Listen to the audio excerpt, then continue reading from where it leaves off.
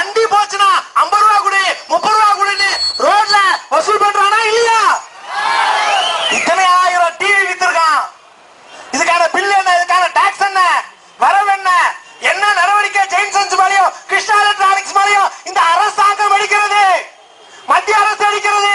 ஆகவேதான் மத்திய அரசு நீ தலையிடலனா இந்திய நாட்டு ஜனங்களுக்கு இந்த அரசாங்கத்தின் மீது உள்ள மரியாதை, சட்டத்தின் மீது உள்ள மரியாதை எல்லாம் காணாம போயிடும். அண்ணா ஹசாரே இல்ல, அண்ணா ஹசாரே சொன்னார் பார், என்ன குரூப் சி ஊழியர்களையும் விசாரிக்க வேண்டும்னு. லோக்பால் சட்டத்துக்குள்ள யார் வரணும் அண்ணா ஹசாரே? குரூப் சி ஊழியர்களும் வரணும் அண்ணா ஹசாரே சொன்னாரு. அப்ப முதல்ல அண்ணா ஹசாரே வைத்து ஆர்ப்பாட்டம் போறேன்னு சொன்னால் யார் தெரியுமா? கண்ணையா. ஏன் 1400 கோடி ஊழல் நாங்க கேட்கிறோம். ஜனதா இன்சூரன்ஸ் கொண்டு வராரு. ரயில்வே தொழிலாளி செத்து போனா, urban bank member shareholder செத்து போனா அவங்க குடும்பத்துக்கு கொடுக்கக்கூடிய பணம், ஆக்சிடென்ட் பாலிசி, இன்சூரன்ஸ் பாலிசி எல்லாத்திலுமே 50,000 40,000 ரேட் இல்லாம அந்த குடும்பத்துக்கு பணமே போகாது. சொசைட்டி பணத்தை வாங்கி இன்சூரன்ஸ் கம்பெனில இருந்து அதை ரொட்டேஷன் பண்ற 6 மாசம் ரொட்டேஷன் பண்ண பிறகு அந்த பணம் அந்த குடும்பத்துக்கு போகுது.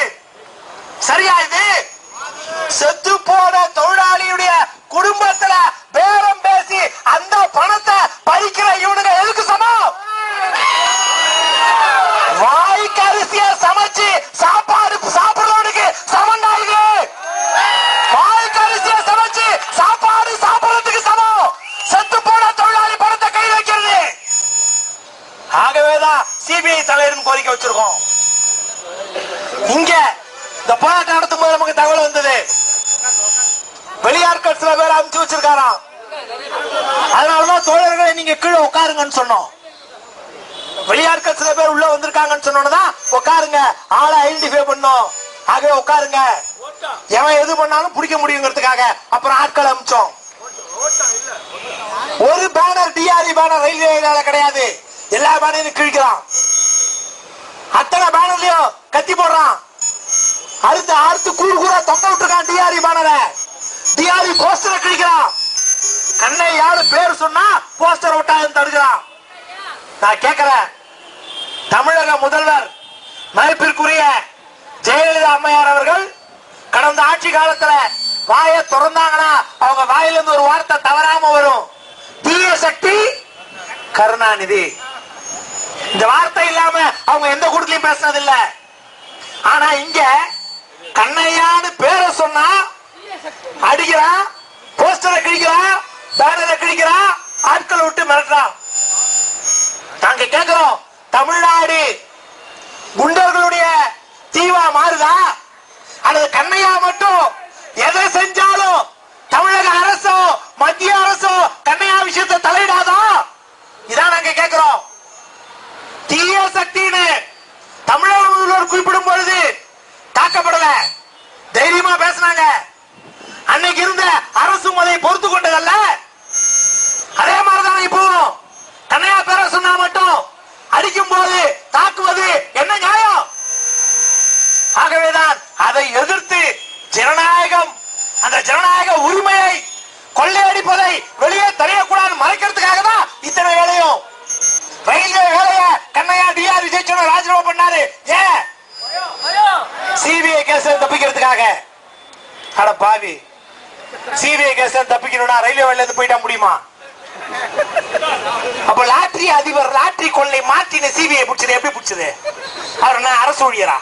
மார்ட்டின பிடிக்கல, பிடிச்சது சிபிஐ. அரசு ஊழியா இருக்குன்னு அவசியம் இல்லடா. மக்கள் பணத்தை கொள்ளை அடிச்சுனா யாரா இருந்தாலும் சிபிஐ பிடிக்கலாம், அது தெரிஞ்சுக்கோ. அதனாலதான் கடைசியா இங்க வந்திருக்கோம். சிபிஐ தலையிடு, பிரதமர் வரைக்கும் போயிட்டோம், நீ தலையிடு. இந்த கோரிக்கைக்காக தான் இன்னைக்கு இந்த போராட்டம். நம்மகிட்ட ஒளிவு மறைவு ரகசியம் இல்ல. என்ன மகஜர் சிபிஐ எஸ்பி கொடுக்கிறோமோ அது அத்தனை பத்திரிகையும் கொடுத்திருக்கோம். நாம இது வரைக்கும் கொடுத்த அத்தனை மகஜரையும் வெப்சைட்ல ஏத்த போறோம். யாரும் அந்த மகஜருக்காக கண்ணையா ஆரம்பிச்சுலாம் வாங்க வேணாம். இங்க வந்த ஒரு நிருபர், எந்த நிருபர்னு தெரியல, நம்ம எல்லாம் கோபமா பாஞ்சு போனாங்க. ஓடிட்டும் இருக்கட்டுங்க, நம்மகிட்ட என்ன ஒளிவு மறைவு இருக்குது? கண்ணையாவே ரிப்போர்ட்டை கேட்டா கூட கொடுக்கலாங்க, நம்ம தப்பு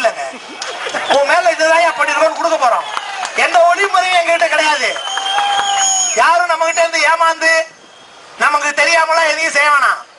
நாங்க பகிரங்கமா தரோம் பேப்பரை. என்ன பேப்பர் வேணுமோ நீ எடுத்துக்கோ. வெப்சைட்ல ஏத்த போறோம். அத்தனை மகஜரி வெப்சைட்ல ஏத்த போறோம். அது கண்ணையா நிருபரா இருந்தாலும் நம்ம கவலை இல்ல, உண்மையான மீடியா நண்பரா இருந்தாலும் நம்ம கவலை இல்ல. நம்ம ஆட்களை பத்தி கவலைப்படாதீங்க. எங்களுடைய வேண்டுகோள், இந்த போராட்டத்தில் சிபிஐ தலையிட்டு விசாரணைக்கான உத்தரவை எடுக்காவிட்டால் அடுத்த கட்டமாக சுப்பிரமணிய சாமி என்ன செஞ்சாரோ, நாங்க பிரதமருக்கு மனு கொடுத்துட்டோம், உள்துறை அமைச்சருக்கு மனு கொடுத்துட்டோம், நிதியமைச்சருக்கு மனு கொடுத்துட்டோம், சிபிஐக்கு மனு கொடுத்துட்டோம், சீஃப் ஜஸ்டிஸ்க்கு மனு கொடுத்துட்டோம். யாரும் தலையிடல, ரிசர்வ் வங்கி கவர்னர் தலையிடல. வேற வழி இல்ல. ஐயா நீதிமானே, நீதி அரசரே, உங்ககிட்ட வரது ஹைகோர்ட்ல போய் சிபிஐக்கு நடவடிக்கை எடுக்க டைரக்ஷன் கொடுன்னு போய் நிற்போம். அதுதான் எங்களுடைய அடுத்த கட்ட வேலை. அது டிஆர்யூ மகஜர்ல சொல்லியிருக்கோம். இங்க நான் புதுசா சொல்ல, எங்க மகஜர்லயே சொல்லியிருக்கோம். நாங்க கடைசியாக வேற வழி இல்லாம கோர்ட்டுக்கு போக வைக்காத அப்படிங்கறத மகஜர்ல சொல்லியிருக்கோம். பிரதமருக்கு கொடுத்திருக்கோம் சொல்லியிருக்கோம். அதே போல சுப்பிரமணிய சாமி மாதிரியே கோர்ட்டுக்கு போய் நீ டைரக்ஷன் கொடுன்னு கேட்போம். அதுக்கு முன்னாடிதான் இந்த போராட்டத்தை நம்ம நடத்துறோம். ஆக நம்முடைய போராட்டம் தொடரும். நாம மோதுறது 1000 கோடி ஊழல், 1400 கோடி ஊழல், சாதாரண ஊழல் இல்ல. நாம ஒரு சின்ன சக்தி. இந்த அலுவலகத்துல நமக்கு அனுமதி கிடைச்சதுங்கிறது பெரிய விஷயம். அது லேசான விஷயம் இல்ல. நாம உண்மையாக நன்றி சொல்ல வேண்டியது சாஸ்திரி அவருடைய சிபிடிடபிள்யூ டிபார்ட்மெண்ட் அதிகாரியாக இருக்கக்கூடிய எக்ஸிகியூட்டிவ் இன்ஜினியருக்கு. ரயில்வே தொழிலாளிகள் உணர்வை புரிந்து கொண்டு அவர் நமக்கு அனுமதி அளித்தார்.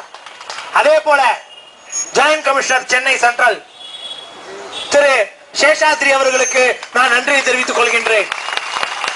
உண்மையாகவே பல்வேறு நிர்பந்தங்கள் இந்த போராட்டத்தை தடுக்க, பல்வேறு சதிவலைகள் இதை முடிக்க அத்தனைக்கும் காவல்துறையுடைய அந்த உயர் அதிகாரியும் நமக்கு உதவியாக இருந்தார்கள்.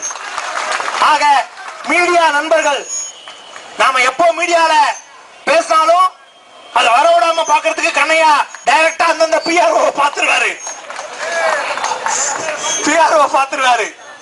ஆனா இந்த முறை மீடியா நண்பர்கள் பிஆர்ஓ மீதியாவது போடுவாங்க நாம எதிர்பார்க்கிறோம். அதனாலதான் சிபிஐ ஆபீஸ் நோக்கி வந்திருக்கோம். ஆக எந்த இத்தனை ஜனநாயக சக்திகள் ஆதரவு இல்லாம நாம இமயமலை போல் இருக்கக்கூடிய 1000 கோடி உள்ள எதிர்த்து டிஆர்இ தனியா போராட முடியாது. நமக்கு ஆதரவா இருக்கக்கூடிய அமைப்பு அகில இந்திய லோகோ ஓடும் தொழிலாளர் சங்கம் ALRSA. உண்மையாகவே அந்த தோழர்களுக்கு நான் செவ்வணக்கம் செலுத்துறேன். நம்முடைய இயக்கம், நம்முடைய கோரிக்கை, நாம வச்சிருக்கக்கூடிய நம்முடைய சுயேட்சையான போராட்டம். ஆனா நாங்க